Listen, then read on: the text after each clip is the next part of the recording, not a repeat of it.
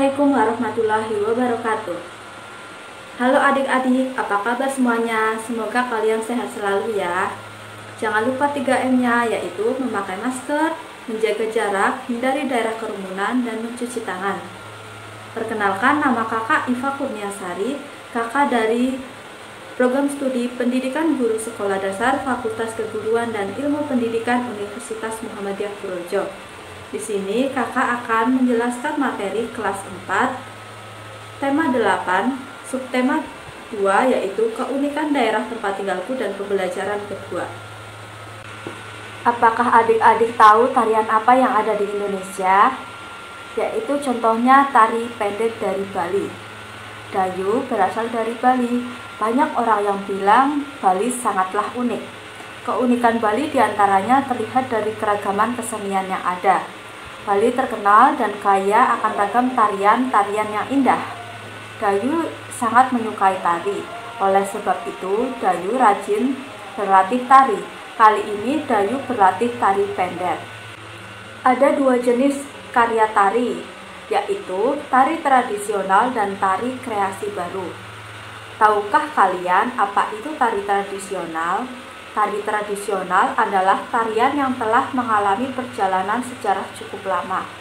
Contoh tari tradisional yaitu tari Srimpi Sangopati dan tari Gambyong dari Jawa Tengah. Contoh tari tradisional yaitu ada tari Gambyong dari Jawa Tengah, tari Reok Ponorogo dari Jawa Timur, tari Kecah dari Bali, dan tari Berbulu dari Papua. Apakah adik-adik tahu apa itu cerita fiksi? Cerita fiksi adalah cerita rekaan yang bukan berdasarkan atas kejadian nyata. Contohnya yaitu terjadinya Selat Bali. Manik Angkeran adalah putra Sinti Marta, seorang Brahmana. Manik Angkeran dan ayahnya tinggal di kerajaan Daha. Manik Angkeran suka sekali menghambur-hamburkan harta orang tuanya. Berulang kali Sidi Marta menasihati anaknya, namun Manik Angkeran tidak mau mendengarkan nasihat ayahnya. Harta orang tuanya pun dihabiskan, bahkan dia berani berhutang kepada orang lain. Pada akhirnya Manik dikejar-kejar penagih hutang. Sidi Marta tidak tega, hartanya sudah habis, tapi Sidi Marta tidak mau anaknya celaka. Suatu saat, Sidi Marta mendapat petunjuk lewat mimpi untuk meminta pertolongan pada naga Besuki di Gunung Agung. Naga Besuki adalah naga hijau besar. Ekornya penuh dengan emas dan permata. Sidi Marta segera bergegas untuk menemui naga Besuki di Gunung Agung. Sidi Marta menjelaskan maksud kedatangannya kepada naga Besuki. Sidi Marta meminta sedikit harta untuk membayar hutang-hutang Manik Angkeran. Naga Besuki bersedia untuk membagi sebagian hartanya. Naga Besuki mulai menggoyang-goyangkan ekornya. Ketika beberapa emas dan permata pun rontok. Sayangnya harta yang didapatkan ayahnya kembali digunakan Manik Angkeran untuk berfoya-foya. Manik Angkeran yang kehabisan hartanya akhirnya mencari tahu tempat ayahnya mendapatkan harta.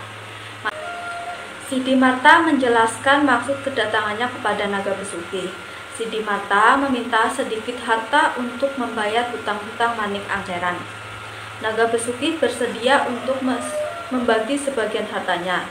Naga Besuki mulai menggoyang-goyangkan ekornya. Seketika beberapa emas dan permata pun rontok. Sayangnya, harta yang didapat ayahnya kembali digunakan Manik Angkeran untuk berfoya-foya. Manik Angkeran yang kehabisan harta akhirnya mencari tahu tempat ayahnya mendapatkan harta. Seseorang memberitahunya bahwa Sidi Marta memperoleh harta dari naga Besuki. Manik Angkeran akhirnya menemui naga Besuki di Gunung Agung seperti yang telah dilakukan oleh ayahnya. Naga Besuki, sudilah kiranya kau bagi sedikit hartamu untuk membayar hutang-hutangku, kata Manik Angkeran kepada naga Besuki. Aku sudah memberimu Sidi Marta emas dan permata. Apa itu masih kurang? Kata naga Besuki sedikit kesal. Aku mohon, beri aku sedikit lagi hartamu naga Besuki yang murah hati. Mohon Manik Angkeran kepada naga Besuki. Baiklah, aku akan mengabulkan permintaanmu, asal kau berjanji tidak akan berfoya-foya, kata naga Besuki. Naga Besuki akhirnya luluh. Dia mulai menggoyangkan ekornya. Manik Angkiran silau melihat begitu banyak emas dan permata yang menempel di ekor naga besuki. Dia segera memotong ekor naga besuki dengan pedang. Namun naga besuki berhasil menghindar. Dia segera menyemburkan api dari mulutnya sehingga Manik Angkeran terbakar menjadi abu. Siddhimarta yang melihat kejadian itu segera memohon kepada naga besuki untuk menghidupkan kembali Manik Angkeran. "Wahai naga besuki, sudikah kau menghidupkan kembali anakku Manik Angkeran? Beri dia kesempatan untuk memperbaiki diri." "Mohon Siddhimarta, aku akan menghidupkan Manik Angkeran lagi. Tapi dengan satu syarat, Manik Angkeran tidak boleh pulang bersamamu. Dia harus tinggal bersamaku dan menjadi muridku. Aku akan mengajarkan dia menjadi orang yang baik dan berilmu," kata naga besuki sambil menghela napas. "Baiklah naga besuki, aku serahkan anakmu kepadamu untuk dididik menjadi anak yang baik," jawab Siddhimarta. Akhirnya Manik Angkeran kembali hidup lagi. Siddhimarta segera mengeluarkan tongkat dan membuat garis memisahkan dirinya dan anaknya. Garis itu mengeluarkan air yang deras yang memisahkan Gunung Agung dengan sekitarnya. Sampai sekarang garis itu dikenal sebagai Selat Bali, yang memisahkan Pulau Jawa dan Pulau Bali. Apakah adik-adik tahu tokoh-tokoh yang terdapat dalam cerita di atas itu siapa saja? Yaitu Manik Angkeran, Siddhimarta, dan naga besuki. Kemudian tokoh protagonis dalam cerita terjadinya Selat Bali itu siapa saja? Tokoh protagonis adalah tokoh yang bersifat balik. Tokoh antagonis adalah tokoh yang bersifat tidak baik. Tokoh protagonisnya yaitu naga besuki, dan tokoh antagonisnya yaitu Manik Angkeran. Kemudian yang terakhir pada materi IPA, Dayu selesai berlatih tari. Dayu pulang dengan mengendarai sepeda. Mulanya Dayu mengayuh sepeda perlahan.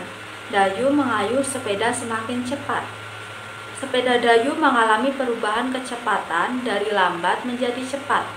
Dayu mengayuh sepeda, berarti Dayu melakukan gaya yaitu gaya otot. Jadi dapat disimpulkan bahwa gaya dapat mengubah kecepatan gerak benda. Masih ingatkah adik-adik apa saja pengaruh gaya terhadap gerakan benda? Mari kita ingat kembali macam-macam pengaruh gaya terhadap gerakan benda. Yang pertama yaitu ada gaya dapat memengaruhi benda dia menjadi bergerak. Kemudian yang kedua ada gaya dapat memengaruhi benda bergerak menjadi diam. Kemudian yang ketiga ada gaya dapat memengaruhi benda bergerak lebih cepat atau lebih lambat. Kemudian yang keempat yaitu ada gaya dapat memengaruhi perubahan gerak benda. Contoh peristiwa yang ada pada cerita di atas yaitu Dayu mengayuh sepeda. Pengaruh gaya terhadap gerakan benda yaitu yang pertama, Dayu mengayuh mengakibatkan benda itu menjadi bergerak.